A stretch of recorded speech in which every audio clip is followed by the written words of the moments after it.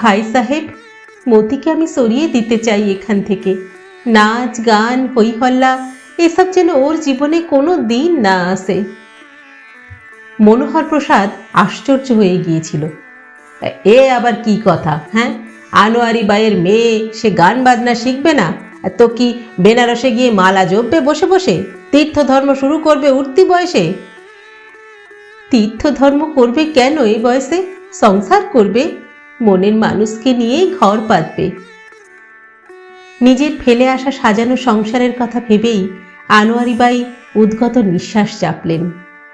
ঘর সংসার করবে তার মেয়ে, তা বেশ, কিন্তু জেনে শুনে চকের আনোয়ারি বাইয়ের মেয়েকে কে এগিয়ে আসবে বিয়ে করতে? ওড়না ফেলে কে মাথায় ঘোমটা দেওয়াবে? দু একজন কাঁচা বয়সের কচি ডানা মেলে উঠতে শেখা ছোকরা হয়তো রাজি হতেও পারে। বিয়ের ভরণ করে নিয়ে গিয়ে ফুর্তি করবে কদিন, তারপর শখ মিটলে কি বাপের দেওয়া মাসোহারা বন্ধ হয়ে গেলে পালাবে মতিকে ফেলে। তখন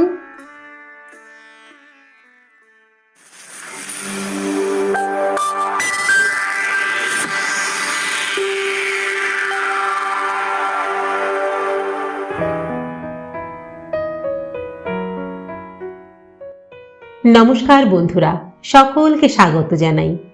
আশা করছি আপনারা সবাই নিশ্চয়ই ভালো আছেন, আমিও ভালো আছি। আজ আমি আবারও চলে এলাম আপনাদেরকে গল্প শোনাতে। আজকে আমি আপনাদের শোনাবো শ্রদ্ধেয় হরিনারায়ণ চট্টোপাধ্যায়ের লেখা বাইজি।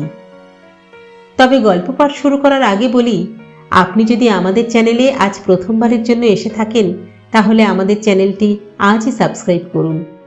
আমাদের চ্যানেলে আপনি শুনতে পারবেন এমন কিছু ভালো লাগা গল্প, যাকে অবলম্বন করে চলা যায় বহু দূর পথ। আর বন্ধুরা, গল্প পাঠ ভালো লাগলে একটা ছোট্ট লাইক করে দেবেন। আসুন এবার তাহলে গল্পে ফিরি। শুরু হচ্ছে শ্রদ্ধেয় হরিনারায়ণ চট্টোপাধ্যায়ের লেখা বাইজি।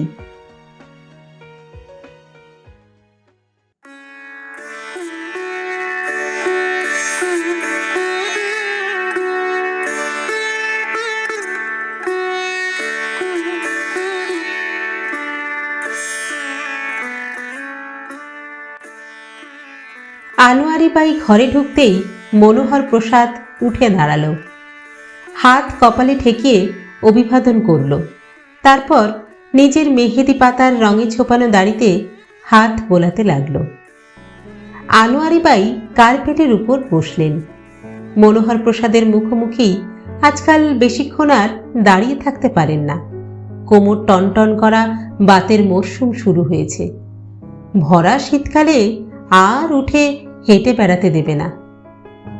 মাঝে মাঝে আনোয়ারি বাইয়ের খুবই আশ্চর্য লাগে। মনেই হয় না বছর 12 আগে হাঁটু মুড়ে বসে ঘন্টার পর ঘন্টা গান গেয়েছেন। রাত ভোর হয়ে গিয়েছে ঠুংরি আর গজলে, আর এখন একটা দুটো গান গাইতে গেলেই হাঁপ ধরে। কি ব্যাপার ভাই সাহেব, এত ভোরে ভোরে? আনোয়ারি বাই চুল সরু খাঁজ ফেললেন কপালে। এত ভোরে ঘুম ভাঙানোতে মেজাজ খুশ নয় মোটেই। একটা জরুরি খবর ছিল। মনোহর প্রসাদ দাড়ি ছেড়ে হাঁটুতে হাত গোলাতে আরম্ভ করল। মুখে একটু হাসি হাসি ভাব। আগের দিনে ঠিক এমনি ভাবেই মনোহর প্রসাদ খবর আনত। ছিপছিপে ফর্সা চেহারা, হাতের ছোঁয়ায় তবলা যেন কথা বলতো। মুজরো নিয়ে বাইরে যাবার সময় আনোয়ারি বাই সব সময় মনোহর প্রসাদকে সঙ্গে নিত। কোনো ঝামেলা নেই, বদ অভ্যাস নেই, ঘাড় হেঁট করে নিজের কাজ করে যেত। আনোয়ারি বাইয়ের শুধু তবলচিই ছিল না মনোহর প্রসাদ, এধার ওধার থেকে খবরের টুকরোও সেই সংগ্রহ করত। আজ রায়বেরেলির খান সাহেব এসেছেন, এখানে থাকবেন হপ্তাখানেক। খান সাহেব ঠুংরির বড় ভক্ত, দেখি একবার যোগাযোগ করে। তা কাল পরশু আপনার কোনো বায়না নেই তো কোথাও? মনোহর প্রসাদ জিজ্ঞাসু দৃষ্টি মেলে চাইত আনোয়ারি বাইয়ের দিকে। না, বায়না আর কোথায়? আনোয়ারি বাই ঘাড় নাড়তেন। বায়না থাকলে আর তুমি জানতে পারতে না? তা ঠিক, তা ঠিক। মনোহর প্রসাদও ঘাড় নেড়েছে। এমনি নানা খবর। আজ রাত্রে মির্জা সাহেব আসবেন গান শুনতে। সন্ধ্যার ঝোঁকে মনোহর প্রসাদ খবর আনল। আজ রাতে? সর্বনাশ! বিস্ময়ে আনোয়ারি বাই চোখ কপালের মাঝ বরাবর তুলেছেন। আজ যে ডাক্তার জনার্দন শুকুল আসবেন, 3 দিন আগে খবর পাঠিয়েছিলেন। ও ঠিক আছে, নিস্পৃহ গলায় উত্তর দিয়েছেন মনোহর প্রসাদ। আমি তাকে বারণ করে এসেছি, বলেছি আপনার তবিয়ত খারাপ, দিন 7 পরে আবার আসর বসবে। কিন্তু কাজটা কি ঠিক হলো ভাই সাহেব? আনোয়ারি বাই আমতা আমতা করেছেন। মির্জা হোসেন কাল সকালে হায়দ্রাবাদ ফিরে যাচ্ছেন, বছর খানেকের আগে আর এমুখ হবেন না, আর শুকুল সাহেব তো ঘরের লোক। আনোয়ারি বাই রাজি। কোনোদিন মনোহর প্রসাদের কথার উপর তিনি কথা বলেননি। এটুকু জানতেন যে মনোহর প্রসাদ যা করবে আনোয়ারি বাইয়ের ভালোর জন্যই করবে, নিজের দিকেই চাইবে না, গায়েও মাখবে না কোনো দুঃখ কষ্ট। শুকুল সাহেবের চেয়ে মির্জা হোসেন পয়সা কম ঢালবে বলে নয়, হোসেন সাহেব গানের অনেক বেশি সমজদার, ঠিক জায়গায় তারিফ করতে জানেন, বুঝতে পারেন গলার সূক্ষ্ম কাজের কেরামতি। শুকুল সাহেবের এসবের বালাই নেই। গান শুরু হতেই তাকিয়া ঠেস দিয়ে শুয়ে পড়েন। ঠিক গান শেষ হবার সঙ্গে সঙ্গে ঘুম ভেঙে যায়। ঘাড় নেড়ে বলেন, ক্যা বাত, ক্যা বাত, বড় মিঠে গলা বাইজির, বড় মিঠে। কিন্তু আজ এসব কথা বলতে নিশ্চয়ই মনোহর প্রসাদ আসেনি। গান ছেড়ে দিয়েছেন আনোয়ারি বাই। মনোহর প্রসাদও আর তবলা ছোঁয় না। গান বাজনার সম্পর্ক নেই, কিন্তু হৃদয়ের সম্পর্ক ঘুচেনি। সময় পেলেই মনোহর প্রসাদ ঘুরে যান একবার। পা মুড়ে বসে ফেলে আসা সুখ দুঃখের গল্প চলে। জামানা বিলকুল বদলে গেছে, সেই সম্বন্ধে আক্ষেপ চলে। আনোয়ারি বাই বিস্মিত হলেন, হেসে বললেন, আর জরুরি খবরে দরকার কি ভাই সাহেব? এবার যা কিছু জরুরি খবর আসবে তা একেবারে ওপার থেকেই আসবে। মনোহর প্রসাদ এ কথার কোনো উত্তর দিল না। মাথা নিচু করে কার্পেটের একটা ফুল খুঁড়তে খুঁড়তে আস্তে আস্তে বলল, মতি এসেছে শহরে। মনোহর প্রসাদের কথার টুকরো কানে যেতেই আনোয়ারি বাই টান হয়ে বসলেন, একটা হাত রাখলেন কানের পাশে। মনোহর প্রসাদের দিকে ঝুঁকে পড়ে বললেন, কে এসেছে? হ্যাঁ, কে এসেছে শহরে? মনোহর প্রসাদ মাথা তুলল, গলাও চড়ালো একটু, বলল, মতি এসেছে, মতি। খবরের কাগজে বেরিয়েছে মেজর বর্মা লখনৌতে বদলি হয়েছেন। বুঝতে বেশ একটু অসুবিধা হলো আনোয়ারি বাইয়ের। অস্পষ্ট কতগুলো হিজিবিজি রেখা, অর্থহীন, সামঞ্জস্যহীন। বিড়বিড় করে উচ্চারণ করলেন কিছুক্ষণ, মতি, মতিবাই, মতিবাই এসেছে শহরে।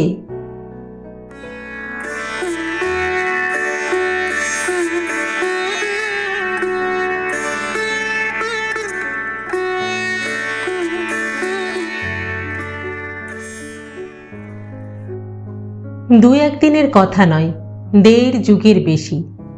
তখন কত বয়স মতির? বড় জোর 5 কি 6। দুপাশে বেনি দোলানো, রঙিন সালোয়ার পাজামা পরা ফুটফুটে একটা মেয়ে। ছুটে ছুটে বেড়াতো এ বাড়ি থেকে ও বাড়ি। দুনিয়ার লোকের সঙ্গে তার দোস্তি। চেয়ে চেয়ে আনোয়ারি বাইয়ের আশ আর মিটত না। কোনোদিন যে মনের মানুষের সঙ্গে ঘর বেঁধেছিল আনোয়ারি বাই, পাতানো নয়, সত্যিকারের স্বামী স্ত্রী।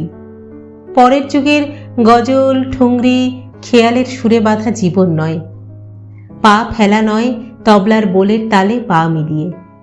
মধ্যবিত্ত জীবনের সুখ দুঃখে ঘেরা জীবন, সামাজিকতার গণ্ডির মধ্যে সাবধানে পা ফেলে চলা। মতি আনোয়ারি বাইয়ের সেই ফেলে আসা জীবনেরই চিহ্ন। শুধু মাঝে মাঝে আনোয়ারি বাই চমকে উঠতেন, আগুন জ্বলে উঠত মাথায়।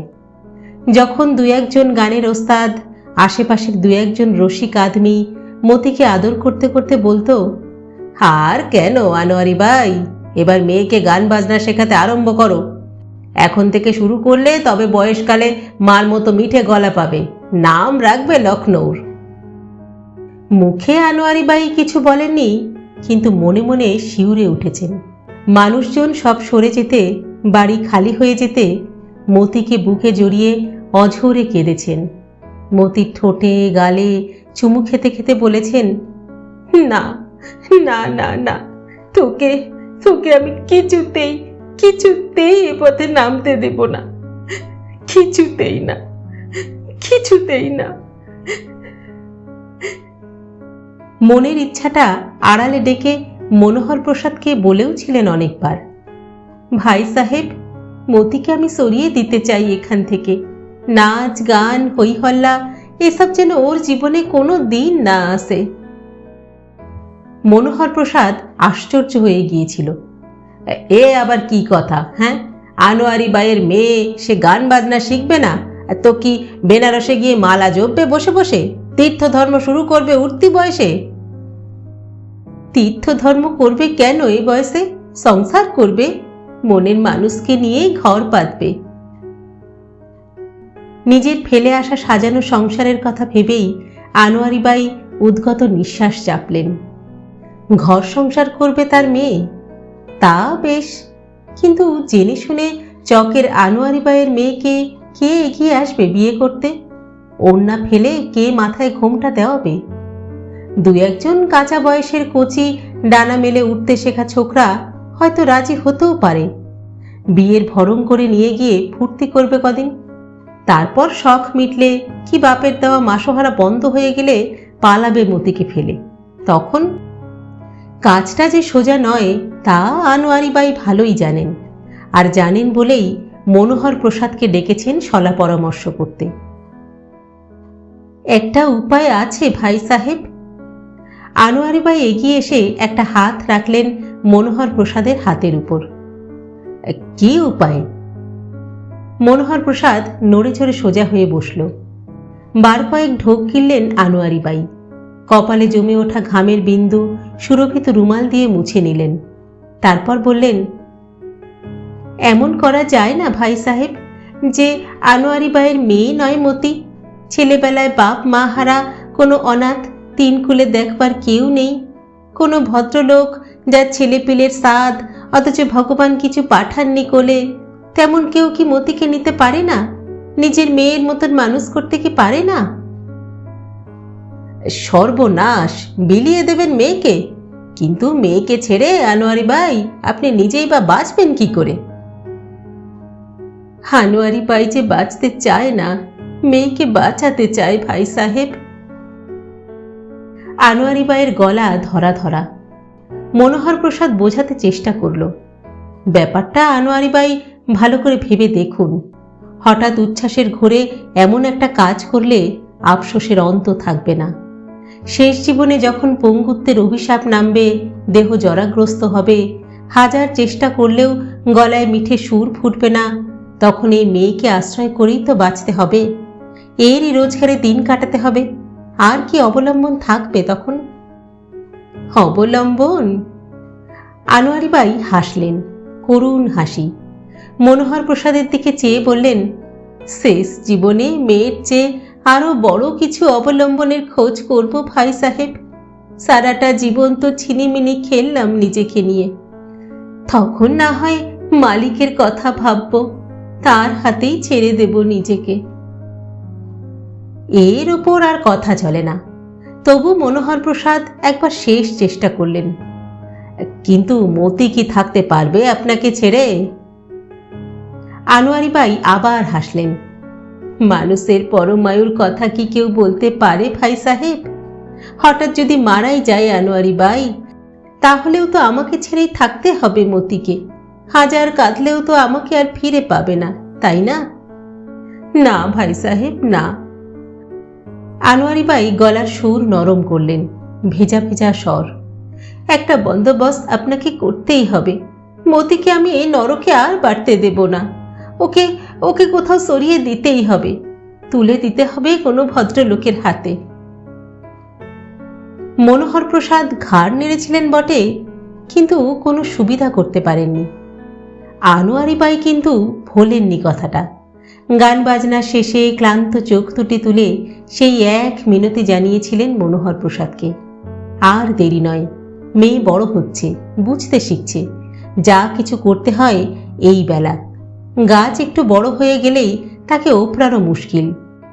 মাটির গভীরে চলে যায় শিকড়, ডালপালা বিস্তৃত হয় দিকে দিকে, তখন টানাটানি করতে গেলে ক্ষতিই হয়। লখনৌতে যদি সেরকম কেউ না থাকে তো মনোহর প্রসাদ আশেপাশে ঘুরে দেখুক, ঘোরবার সব খরচ আনোয়ারি বাই দেবেন।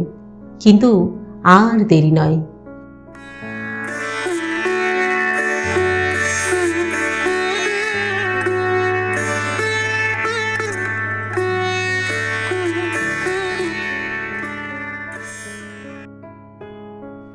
বরাত ভালো মনোহর প্রসাদের, এদিক ওদিক ঘুরতে হয়নি, কাছে পিঠেই খোঁজ পাওয়া গেল। সুন্দরবাগে নতুন এক ভদ্রলোক এসেছেন স্ত্রীকে নিয়ে। যে বাড়িতে উঠেছেন সেই বাড়ির বাড়িওয়ালা মনোহর প্রসাদের দোস্ত। কথায় কথায় ব্যাপারটা তার কাছ থেকেই জানা গেল। ভদ্রলোক সরকারের বড় চাকরে, সারা ভারতবর্ষে চাকরির অন্ন ছড়ানো, ঘুরে ঘুরে সেই অন্ন খুঁটে তুলতে হয়। বছর তিনেক পর বদলি হন এক জায়গা থেকে আরেক জায়গায়। পয়সা কড়ি, মান ইজ্জত সব আছে, কেবল সুখ নেই। বছর চারেকের ফুটফুটে একটি মেয়ে ছিল। আজমগড়ে দুদিনের জ্বরে মেয়েটি শেষ, চিকিৎসার সুযোগও পাওয়া গেল না। সেই থেকে ভদ্রলোকের স্ত্রী অনবরত কাঁদেন আর বুক চাপড়ান, অভিশাপ দেন ভগবানকে। ভদ্রলোক অবশ্য এসব কিছু করেন না, অফিসের সময়টুকু ছাড়া চুপচাপ ঘরে বসে থাকেন দরজা জানলা বন্ধ করে। মনোহর প্রসাদ যেন আসমানের চাঁদ হাতের মুঠোয় পেলেন। তকলিফ করে আর আসমানে চড়তে হলো না, চাঁদ নিজেই যেন নেমে এসে ধরা দিল। দোস্তের মারফত আলাপ হলো। প্রথম প্রথম দু একটা সান্ত্বনার মোলায়েম কথা, মিঠে মিঠে উপদেশ। দুনিয়ায় কিছুই তো আর স্থায়ী নয়, সে সম্বন্ধে দার্শনিক আলোচনা। তারপর আস্তে আস্তে কথাটা পারল, খুব সাবধানে। ভদ্রলোক কিছুক্ষণ চেয়ে রইলেন মনোহর প্রসাদের দিকে, তারপর ধীর গলায় বললেন, কিন্তু যাদের মেয়ে তারা ছাড়বে কেন? ছাড়বে কেন? মনোহর প্রসাদ কপালে হাত চাপড়ালেন। বাপ গেছে অনেক দিন, মা যে অবস্থায় আছে দুবেলা দুখানা রুটিও দিতে পারছে না মেয়েকে। কোন দিন দেখব মা আর মেয়ে দুজনেই খতম হয়ে গেছে, নয়তো মা কি আর অত সহজে ছাড়তে চায় মেয়েকে? ভদ্রলোক উঠে ভিতরে গেলেন, বোধহয় পরামর্শ করলেন স্ত্রীর সঙ্গে। তারপর বাইরে এসে বললেন, একবার দেখাতে পারেন মেয়েটাকে? বহুত খুব, বলেন তো কালই নিয়ে আসতে পারি। বেশ, তাই হবে। সোজা মনোহর প্রসাদ আনোয়ারি বাইয়ের সঙ্গে দেখা করল, সব ঘটনা জানালো। পরের দিন সকালে মতিকে এসে নিয়ে যাবে তাও বলল। মনোহর প্রসাদ ভেবেছিল সব ঠিকঠাক হলে আনোয়ারি বাই বোধহয় রাজি হবেন না, প্রাণ ধরে ছাড়তে পারবেন না মেয়েকে। কিন্তু আনোয়ারি বাই একটুও আপত্তি করলেন না, সামান্য বাধাও দিলেন না। কেবল বললেন, বেশ লোক তো ভাই সাহেব, মতির কোনো কষ্ট হবে না তো? নিজের পেটের মেয়ে হারিয়েছে, এখন যাকে নেবে তাকে নিজের মেয়ের মতো করেই মানুষ করবে। তাছাড়া লোক খুব ভদ্র, খানদানি ঘরের ছেলে, শুনলাম লেখাপড়াও খুব জানে। আনোয়ারি বাই আর কিছু বললেন না, কিন্তু পরের দিন মনোহর প্রসাদ মতিকে নিতে গিয়ে অবাক। দামি সালোয়ার, দোপাট্টা, পায়জামায় ঝলমল করছে মেয়ে, গলায় মুক্তোর মালা, কানে পান্নার দুল, পায়ে ভেলভেটের নাগরা। সর্বনাশ, এই বুঝি অভাব অনটনে দিন কাটানো মেয়ের পোশাকের বহর? কথাটা মনোহর প্রসাদ বললেন আনোয়ারি বাইকে। এত দামি দামি সব গয়না পরিয়েছেন কেন? হ্যাঁ, গরিবের মেয়ে, এই কথাই তো জানানো হয়েছে। তবে এই এতক্ষণ পরে একটু যেন ছলছলিয়ে এলো আনোয়ারি বাইয়ের চোখ, ভিজে ভিজে গলা। সব খুলে ফেলবো ভাই সাহেব? মনোহর প্রসাদ ভাবল 2-1 মিনিট, তারপর বলল, সালোয়ার পায়জামা না হয় থাক, গয়নাগুলো কিন্তু খুলে নিতে হবে। আনোয়ারি বাই এক এক করে সব খুলে নিলেন। মেয়েকে সারা রাত ধরে বুঝিয়েছেন নতুন জায়গায় গিয়ে বেফাস কিছু না বলে ফেলে, কান্নাকাটি যেন না করে। বাইরে যাবেন আনোয়ারি বাই তীর্থ ধর্ম করতে, সেখানে ছোট ছেলে মেয়েদের যেতে নেই। ফিরে এসে তিনি মতিকে নিয়ে আসবেন। কার কাছে যাব মা? মতি অবাক গলায় জিজ্ঞাসা করেছে। তোমার কাকা কাকির কাছে, দেখবে কত যত্ন করবে, ভালোবাসবে, জিনিস কিনে দেবে। মতি আর কথা বলেনি। এখানে মায়ের সঙ্গে তার সম্পর্ক কম। মাঝে মাঝে আনোয়ারি বাই শহরে যান মুজরো নিয়ে, খুব দূরে কোথাও নয়, ধারে কাছেই, কানপুর, বেরেলি, ফয়জাবাদ। সেই সময় মতি থাকে বুড়ি ঝির কাছে। এখানে থাকলেও আনোয়ারি বাই ধারে কাছে ঘেঁষতে দেন না মেয়েকে। গান বাজনার আসরে এসে কাজ নেই। সারেঙ্গির সুর আর তবলার বলে শুধু সুর নয়, বিষও আছে। একবার নেশা ধরলে আর রক্ষা নেই। মতিকে নিয়ে যাবার সময় ধারে কাছে আনোয়ারি বাইকে দেখা গেল না। এদিক ওদিক চেয়েও মনোহর প্রসাদ তার খোঁজ পেলেন না। ভদ্রলোকের নাম ব্রজবিলাস সাক্সেনা, আদি নিবাস মজফ্ফরপুর। বিলেতে ছিলেন বছর চারেক। স্ত্রী পর্দানসীন নন, কেবল আনকরা শোক পেয়ে বাইরে বেরোনো বন্ধ করেছেন। মতিকে দেখে ব্রজবিলাসবাবুর স্ত্রী পর্দা ঠেলে সদরে চলে এলেন। দুহাতে মতিকে বুকের মধ্যে জাপটে ধরে ভেঙে পড়লেন কান্নায়। ব্রজবিলাসবাবু কাঁদলেন না বটে, কিন্তু তার মুখ চোখের ভাবে মনে হল মেয়ের শোকটা আবার যেন নতুন করে দেখা দিল। মতিকে তারা ছাড়লেন না। কথা হলো মনোহর প্রসাদ বিকেলে এসে মতিকে নিয়ে যাবে এবং আবার পরের দিন সকালে মতির জামা কাপড়, বিছানাপত্র যা আছে সব শুদ্ধ নিয়ে আসবে, সেই সঙ্গে মতিকেও। যাবার মুখে ব্রজবিলাসবাবু মনোহর প্রসাদের কাছে এসে দাঁড়ালেন। একটা কথা ছিল। বলুন। কিছু টাকা ওর মাকে দিতে চাই, যদি আপনি নিয়ে যান সঙ্গে করে। মনোহর প্রসাদ দুহাত জোর করল, বিনীত গলায় বলল, কসুর মাপ করবেন, টাকা নিতে ওর মা রাজি হবেন না, তাহলে মেয়েকে বিক্রি করার সামিলই হবে না। মেয়েকে মানুষ করে তুলুন আপনারা, তাতেই উনি খুশি হবেন। তারপর থেকে মেয়ের সঙ্গে আনোয়ারি বাইয়ের আর দেখা হয়নি। দেখা হয়নি বটে, তবে খোঁজ খবর পেয়েছেন মনোহর প্রসাদের মারফত। বছর তিনেক পরেই ব্রজবিলাস বদলি হলেন মিরাট। সেখান থেকে দেরাদুন ছুঁয়ে গেলেন আগ্রা। সব জায়গা থেকেই চিঠিপত্রে যোগাযোগ রেখেছিলেন মনোহর প্রসাদের সঙ্গে। চিঠিতে বেশিরভাগই মতির কথা। মতির মা যে বাইজি ছিলেন সে কথা মতির কাছ থেকে তারা সংগ্রহ করেছেন, কিন্তু তাদের কোনো আক্ষেপ নেই। পিছন দিকে চাইতে তারা আর রাজি নন। পুনর্জন্ম হয়েছে মতির। আনোয়ারি বাইয়ের মেয়ে নয় মতি, এখন সে মতি কুমারী সাক্সেনা, ব্রজবিলাস সাক্সেনা সিনিয়র অফিসারের একমাত্র মেয়ে। তারপর বছর কয়েক কোনো খবর নেই। পুরনো ঠিকানায় চিঠি দিয়েও মনোহর প্রসাদ কোনো উত্তর পায়নি। হঠাৎ চিঠি এলো মজফ্ফরপুর থেকে। লিখেছেন মায়াবতী সাক্সেনা, ব্রজবিলাসের বিধবা স্ত্রী। সামনের মাসে মতির বিয়ে আর্মি অফিসার মোহনচাঁদ বর্মার সঙ্গে। তার স্বামী হঠাৎই মারা গেছেন অফিসের টেবিলে হার্ট ফেল করে। এই বিয়েতে মনোহর প্রসাদ অনুগ্রহ করে যদি পায়ের ধুলো দেন, তাহলে তারা সবাই কৃতার্থ বোধ করবেন। মনোহর প্রসাদ যেতে পারেননি, কিন্তু আনোয়ারি বাইকে পড়ে শুনিয়েছিলেন চিঠিটা। তখন আনোয়ারি বাইয়ের অবস্থা পড়তির মুখে, রোগে ধরেছে। লোকের আসা যাওয়া অনেক কম, প্রায় খালি পড়ে থাকে জলসাঘর। বাড়ি ভাড়াও কিছু কিছু বাকি পড়েছে।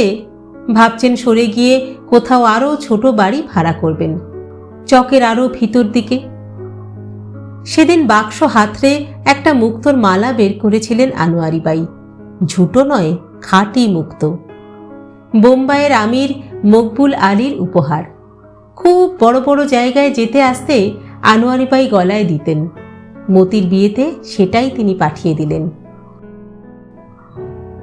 বিয়েতে মনোহর প্রসাদ যাননি, কিন্তু দিন পাঁচেক পরে বিয়ের বিস্তারিত বিবরণ পড়েছিলেন খবরের কাগজের পাতায়। খুব ধুমধাম, 2000-এর উপরে মাননীয় অতিথি, জাদরের সব অভ্যাগতদের লিস্ট। সে খবরও মনোহর প্রসাদ আনোয়ারি বাইকে শুনিয়েছিলেন। আজকাল কি যে হয়েছে আনোয়ারি বাইয়ের, বোধহয় বয়স হয়েছে বলেই একটুতেই জল জমা হয় চোখের কোণে, দুটো ঠোঁট থরথরিয়ে কাঁপে, আর বুকের ঠিক বাঁ পাশে অসহ্য যন্ত্রণা, নিঃশ্বাস ফেলতেও কষ্ট হয়। আনোয়ারি বাই বিড়বিড় করে বললেন, একবার একবার মতিকে বড় দেখতে ইচ্ছে করে ভাই সাহেব, দূর থেকে একটু দেখে চলে আসা। মনোহর প্রসাদ এ কথার কোনো উত্তর দেননি। অবশ্য মায়াবতী সাক্সেনাকে চিঠি লিখে মতির সঙ্গে যোগাযোগ হয়তো করা যায়, কিন্তু মেয়ে সুখী হয়েছে, ভালো ঘরে ভালো বরে পড়েছে, এই তো যথেষ্ট।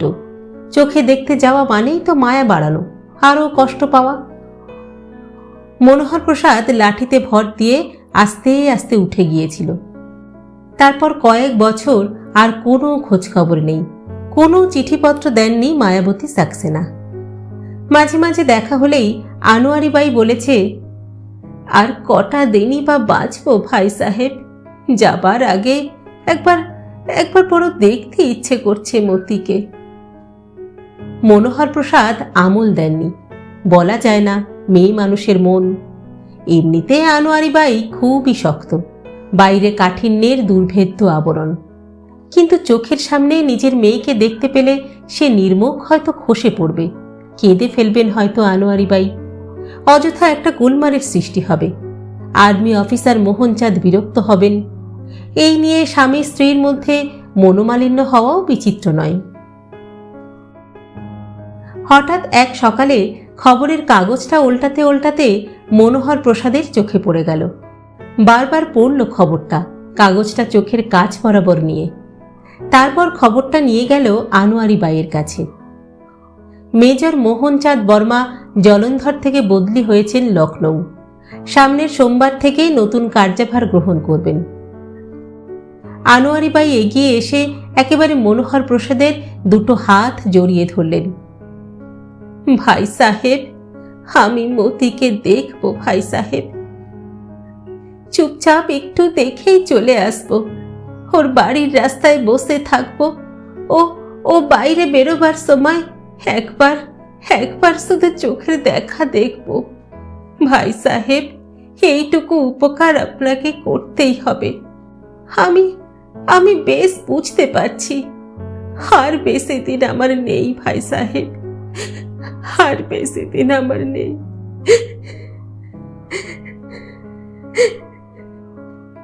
কথা শেষ হবার সঙ্গে সঙ্গে আনোয়ারি বাই ঝরঝর করে কেঁদে ফেলেন। আচ্ছা দেখি। মনোহর প্রসাদ হাত ছাড়িয়ে বাইরে চলে এলো।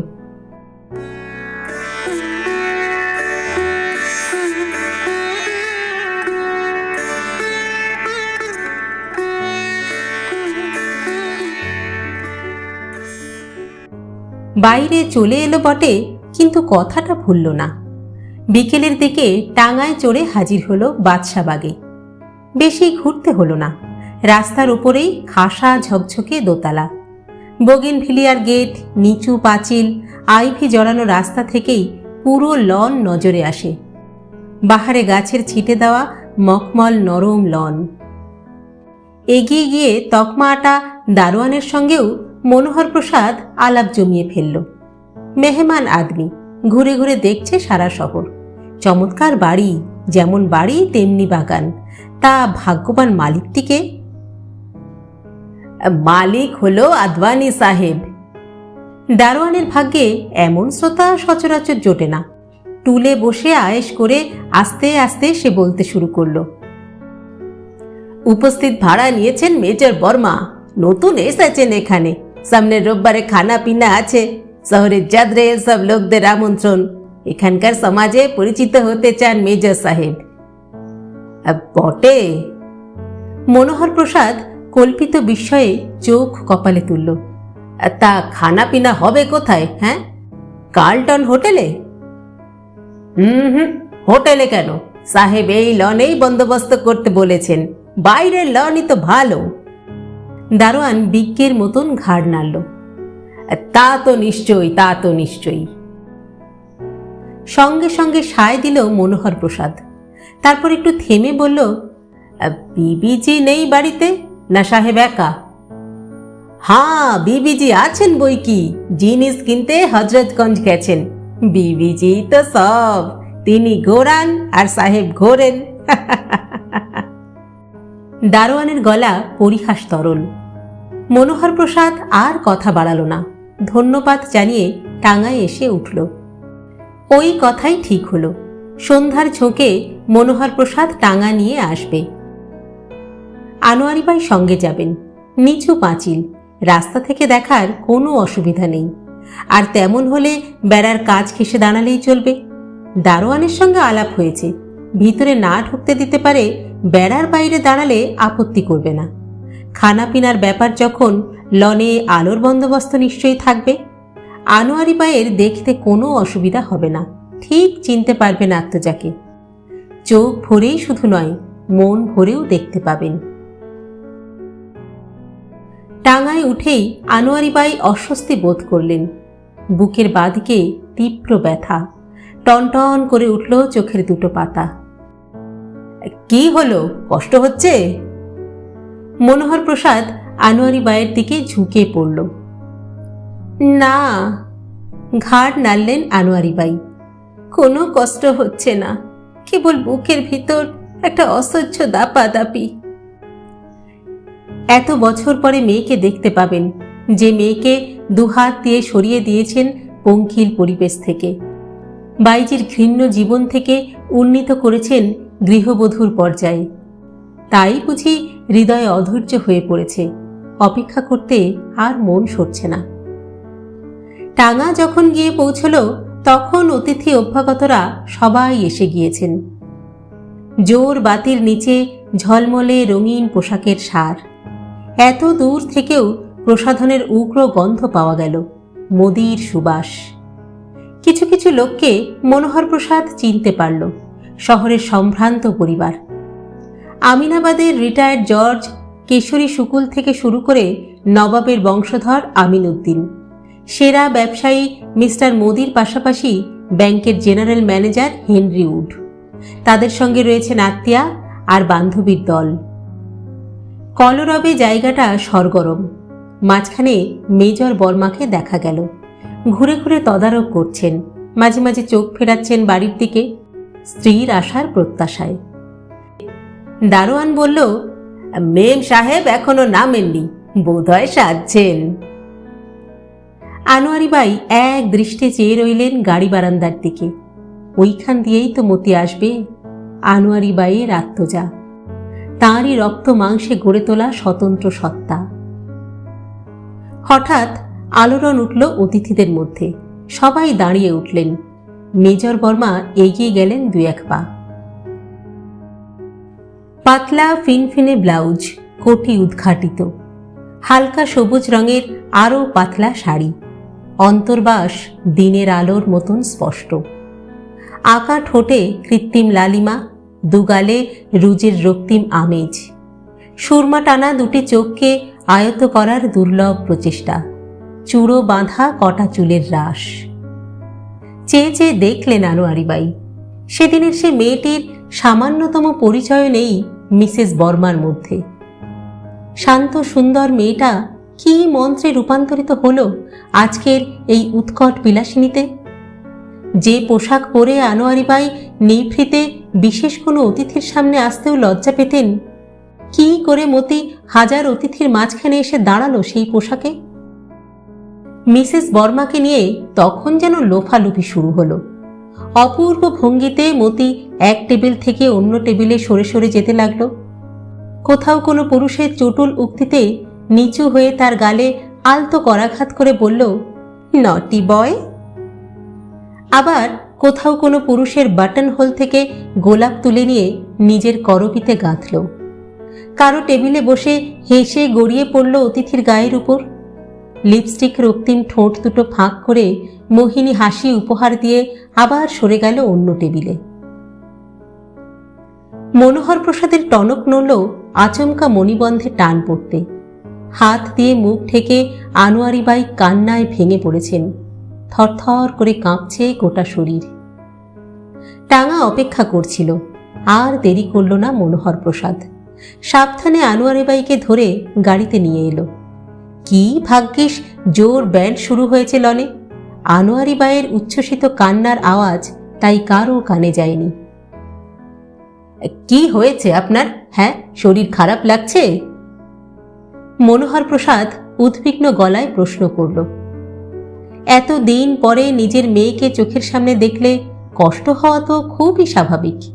এই জন্যই তো আনতে চায়নি আনোয়ারি বাইকে সে। না না, শরীর আমার খুব ভালো আছে, কিন্তু কিন্তু এ কি হলো ভাই সাহেব? বাইজির মেয়ে বাইজি হয়ে রইল। হ্যাঁ, ছেলেবেলা থেকে কাজ ছাড়া করেও আমি রক্তের দোষ কি ছাড়াতে পারলাম না? পোশাক আশাক, রং ঢং, চাল চলন, এসবে যে চকের রাস্তায় দাঁড়ানো বাইজিদেরও হার মানালো। কি হলো ভাই সাহেব? আমার কি হলো? কি হলো?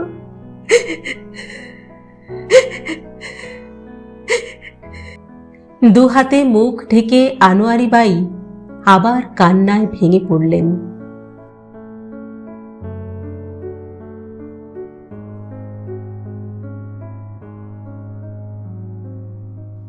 আজকের গল্প পাঠ এখানেই শেষ করছি। আজ আপনারা শুনলেন শ্রদ্ধেয় লেখক হরিনারায়ণ চট্টোপাধ্যায়ের বাইজি। গল্প পাঠ করলাম আমি রাকা। আপনারা শুনছেন আপনাদের প্রিয় ইউটিউব চ্যানেল কথা ও কাহিনী বাই রাকা। আজকের গল্পটি কেমন লাগলো আপনাদের কমেন্ট বক্সে অবশ্যই জানাবেন। কিন্তু আপনাদের মূল্যবান মতামতের জন্য আমরা সর্বদা অপেক্ষা করে থাকি। আর গল্প পাঠ যদি ভালো লাগে তাহলে ছোট্ট একটি লাইক করে দিতেও ভুলবেন না। কিন্তু আপনাদের এই একটি লাইকের মূল্য আমাদের কাছে অনেক। আজ তাহলে এখানেই বিদায় চেয়ে নিচ্ছি। সকলে ভালো থাকবেন, সুস্থ থাকবেন এবং অবশ্যই আমাদের সঙ্গে থাকবেন। নমস্কার।